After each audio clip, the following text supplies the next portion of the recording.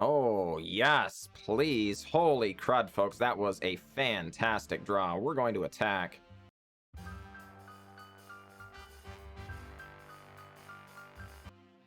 Greetings, everyone. I'm glad to be here, and I'm glad that you are here. Today, for Uncut Unfiltered Magic, we are going to be playing some Boros Mentor. This is a mechanic that came out in one of the most recent Ravnica sets.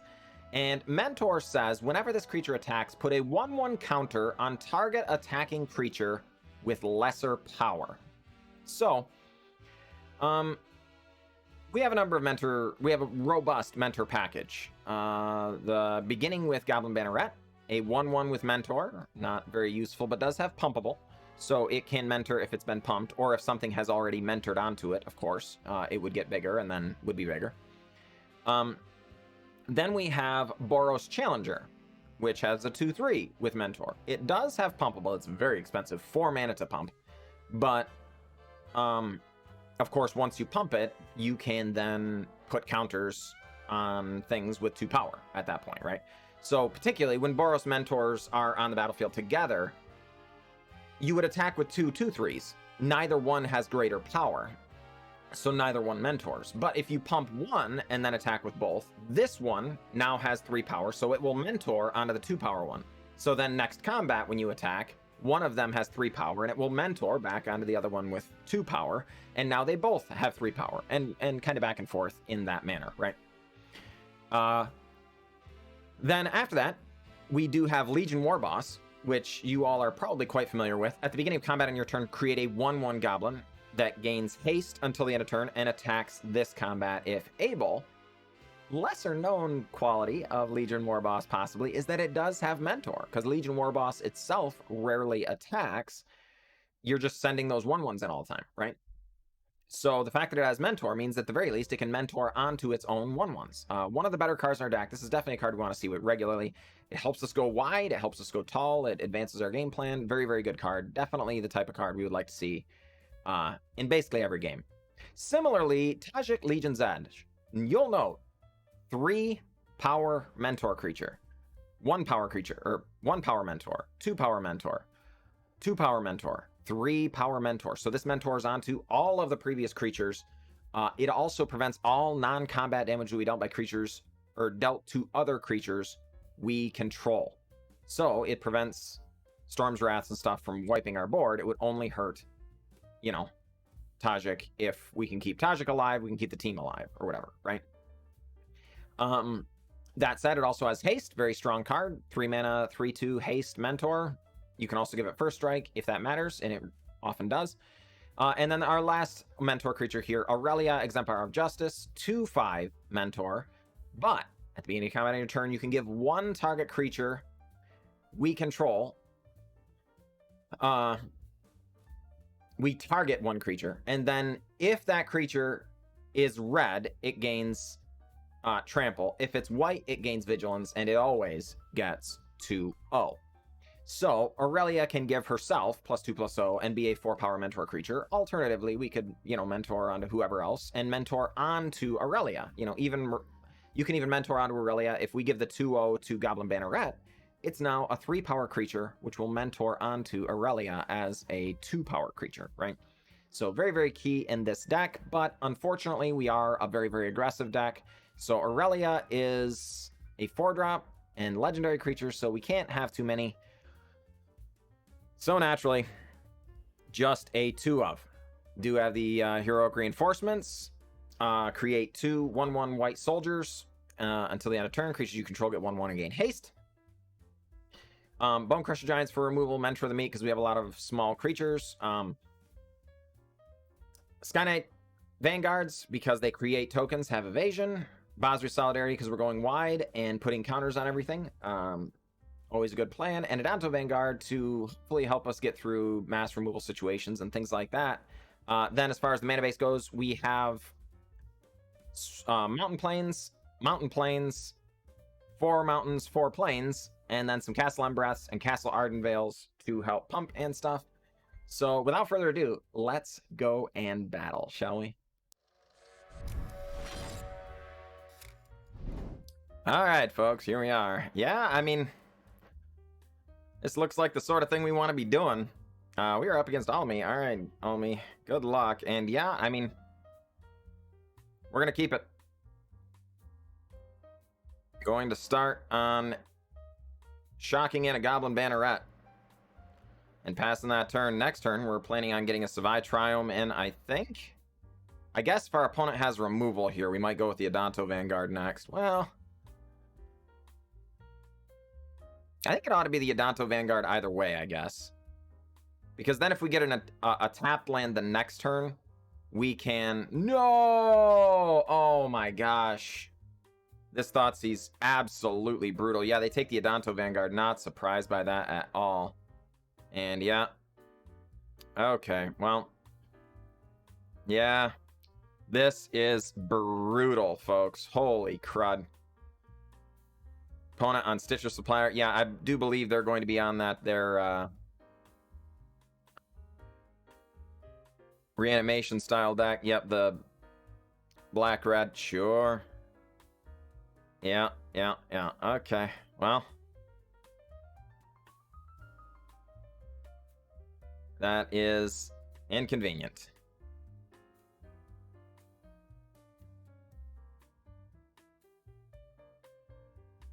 All right.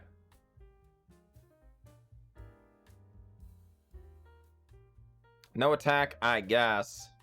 We're just gonna buff the team and see if our opponent has any interaction here. If they attack with Dreadhorde Arcanist just so that they can Thoughtseize here, we can trade one of our creatures with just their Dreadhorde Arcanist, and that's only if they can cast the Claim to Fame, right? So that would require a red source. They don't have any red sources yet. They also haven't made their land drop for the turn, so we don't expect that to be a permanent affair, but, you know, it is worth considering. Opponent, very carefully going over their options. Oh, okay, there is a red source. Oh, it just adds Lurrus to hand. All right, well, fair enough. Oh, boy, that's a good one. So, all right.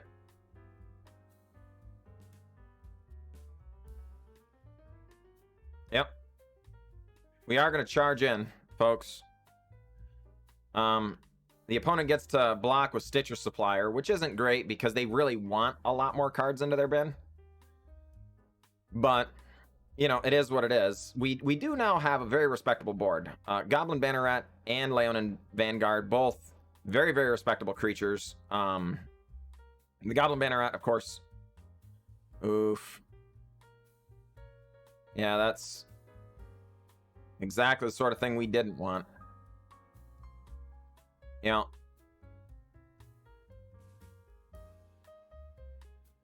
this is really disappointing, folks. The things that are happening here are pretty bad for us. Our hand was just a touch awkward. Then they stripped away our best card. This would have made their job very, very difficult. As it stands, though, holy crud, we're getting beat up here. That's for sure. Opponent just going to add a Lurrus to the board. They do. Okay, well, hey now. Well, this part works out good. And we are going to empty our hand. There's no reason to give them a chance to Thoughtseize it away. So we're going to charge in there for dropping our opponent down to 8. And going to do a little bit of praying, as it were. If they have another Claim the Firstborn, we're just like super dead. If they have to and cast Claim the Firstborn, I mean, that's not great either, because then they can sacrifice our creature. But if they can swing with our Leonin Vanguard, then geez Louise, we're just dead. All right, opponent getting the Claim to Fame out of the bin. They're apparently trying to make this a race. Oh, I thought they were just casting the other side. Sure. No, they're getting back Stitcher Supplier. All right, this part makes sense.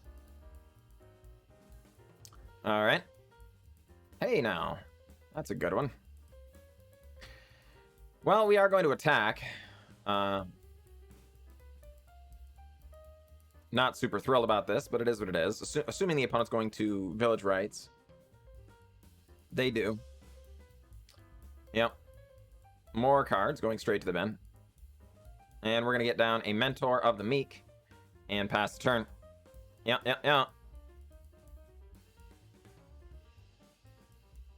Oof. Young Pyromancer, folks. Yeah, opponent has infinite gas here. Going to claim the Firstborn, take our Leonin Vanguard, sure. The Leonin Vanguard not able to attack. Like I say, I expect them to be able to just sacrifice it here. Which, you know, feels terrible, but we're not surprised by that. If we're ever going to have a chance, this Mentor of the Meek is going to have to run a string of very small creatures. Yeah, okay. Our opponent's just overwhelmed us with card advantage here. And I do believe that's going to spell the end of our game. Folks, this... the opponent's deck, very, very good against small creature decks when they get their Claim the Firstborns and Village Rites and things, but also just very strong in general when they can be flashing back a million Thoughtseizes and just kill you that way. So yeah, not the actual end, but pretty close to it. So we're going to cast this Bonecrusher Giant. We made our land drop there because there's no reason to have to discard it. And this way we can start making Castle Ardenvale tokens should something change. I don't know what that would even be, but, you know. Opponent doing math. Never a good sign. Alright. Yeah. You got it. GG, opponent, GG. You got us. That's alright. That is alright, ladies and gentlemen. That is one game in the books for sure. And we're going to charge right into the next game as quickly as possible here. The nature of Boros decks in general. Alright, folks. I mean, this hand looks good. As long as our opponent doesn't turn on Thoughtseizes again, you know?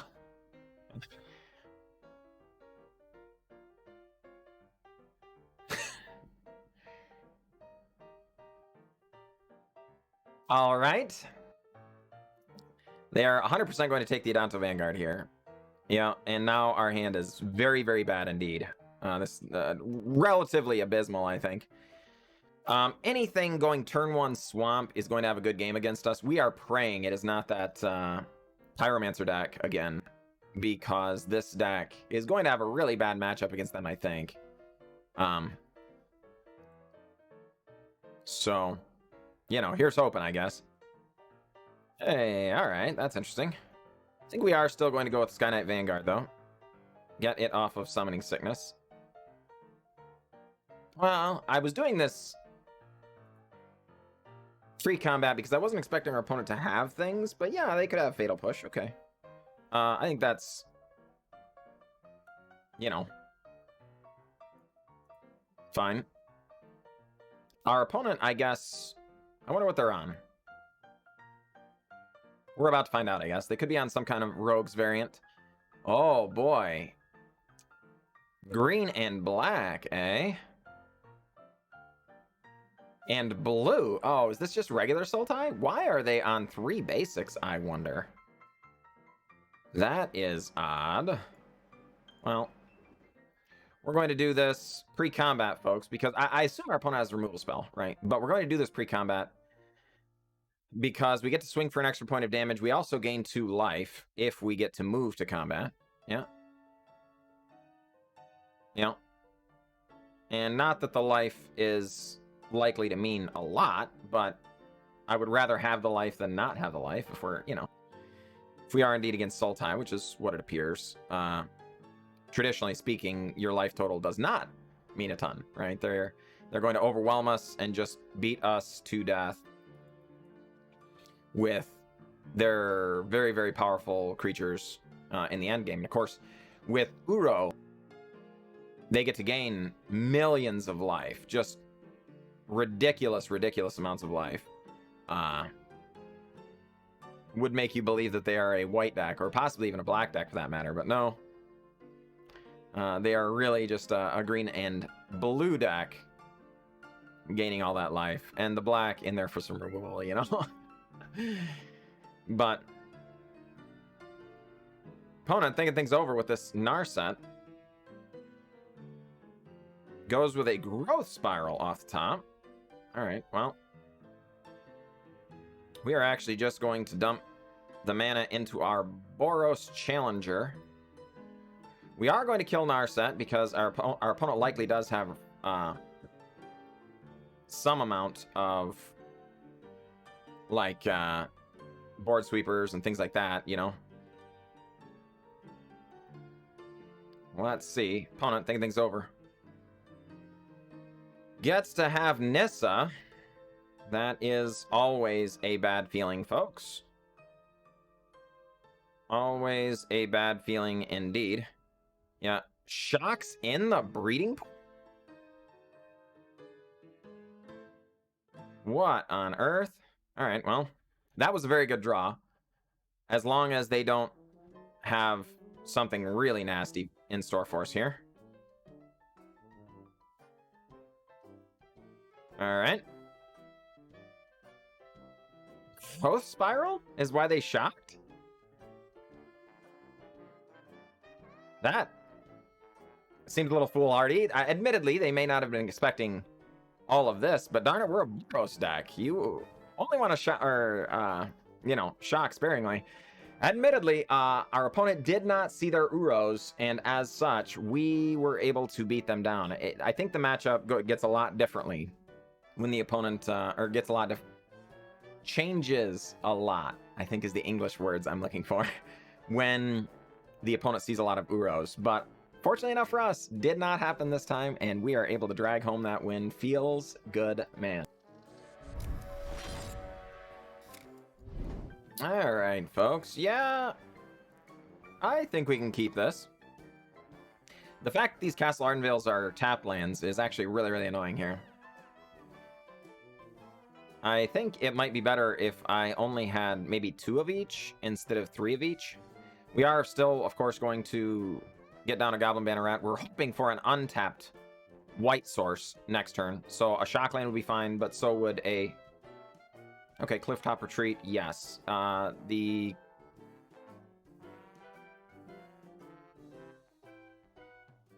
Castle Ardenvales will still be tapped lands, which is inconvenient, but that's alright.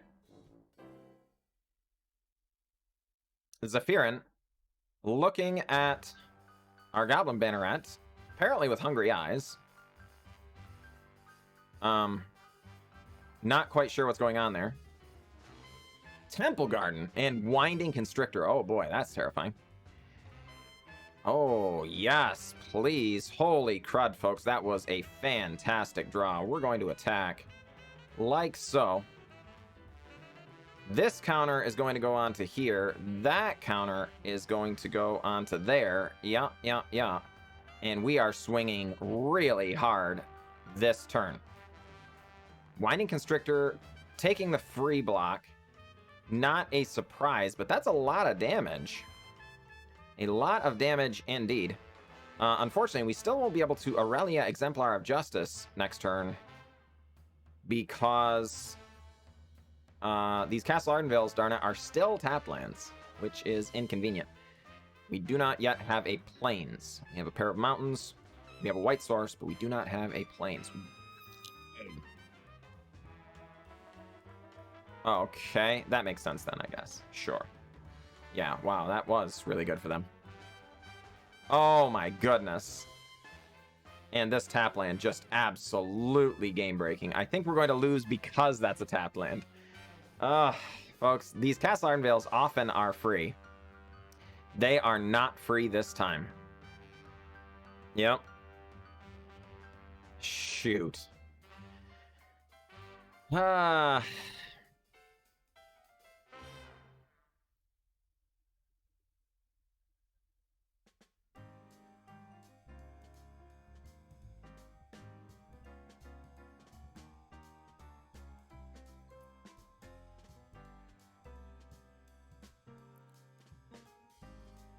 Yeah, I believe that's game. Alright. Yep. Unfortunate, folks.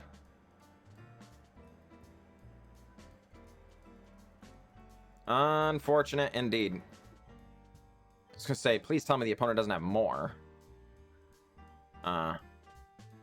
They do not, but of course it doesn't matter either. All right, we're going to put a good face on this and charge in there. But none of this matters. We are definitely dead. If this had not been a tap land, I think we actually could win that game. But unfortunately, it was, and we don't. So GG, opponent. GG. We're going to move on to the next one, as it were. Good game, opponent.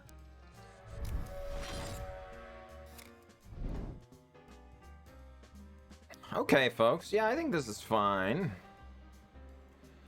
We really, really want to avoid a turn 1 Thoughtseize from our opponent. Good heavens. Do not do it, opponent. No turn 1 Thoughtseize. Okay, Thornwood Falls. Excellent, excellent, excellent.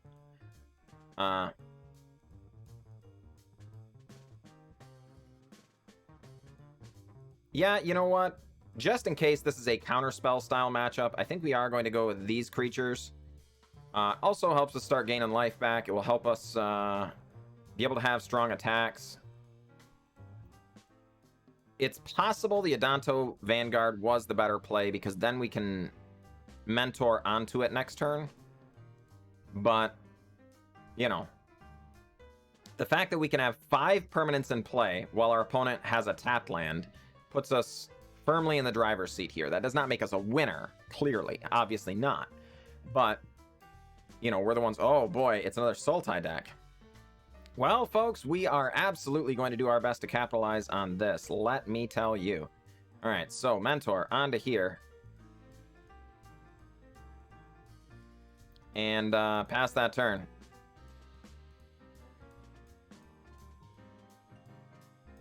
Yeah. Opponent, 3rd land. Belarus. All right, does have the Uro. Ooh. That's a scary one, folks. That is a scary one indeed. Ay. And it's a Fabled Passage. All right, please no, like, Fatal Pushes or anything like that. No 1-mana removal. Do not have 1-mana removal. Belarus. Please? Thinking things over, looking at their available sources. Looks like it's going to be a swamp, I would expect. Yeah, darn it, folks. Oof. Oh, it's a forest. Oh, boy. Well.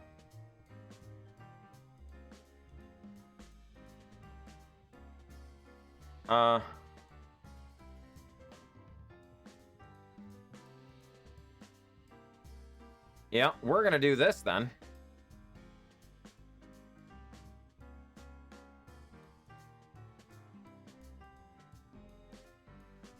Drop our opponent to 1 and pray. Extinction Event on Odd does in fact clear our board. All right, fine. Adanto Vanguard, pass the turn. Yeah, I guess Extinction Event was a good reason for us to only pump 1 time and then cast Adanto Vanguard, because that would leave them on 3, right? So I guess I could see that as a punt. All right, Narset Parter avails. 3 mana available. Going down. Yep. Gets Growth Spiral. No blue mana currently. Is there a mana and another Extinction Event?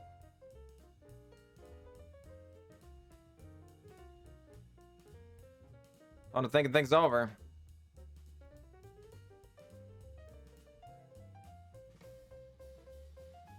Thinking things over.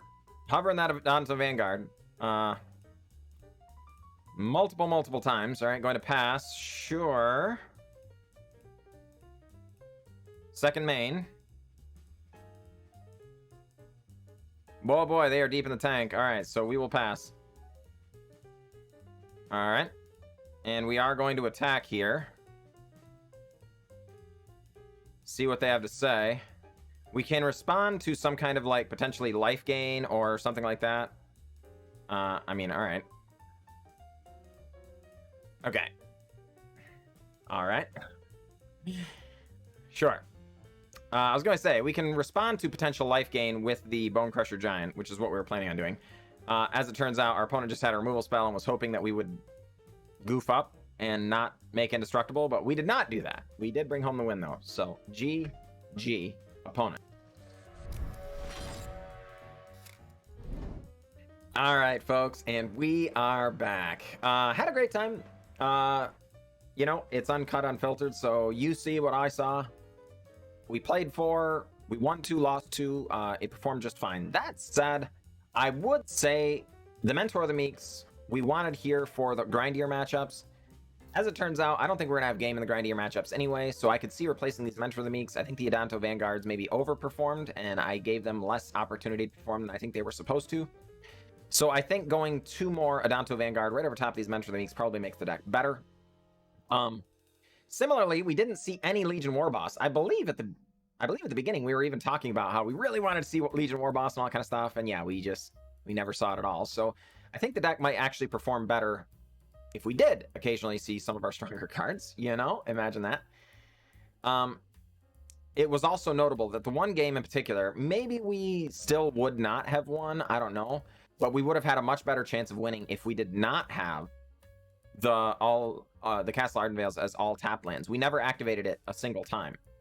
So it's quite possible, even if these were just plains, and we went down to maybe 1 Castle Ardenvale, and possibly similarly Castle Embereth. It's not the one that came up, but obviously a very similar problem could arise there. The deck might actually get better at the expense of fewer wildcards, as it turns out. But on the whole, the deck did perform well. I can't really complain.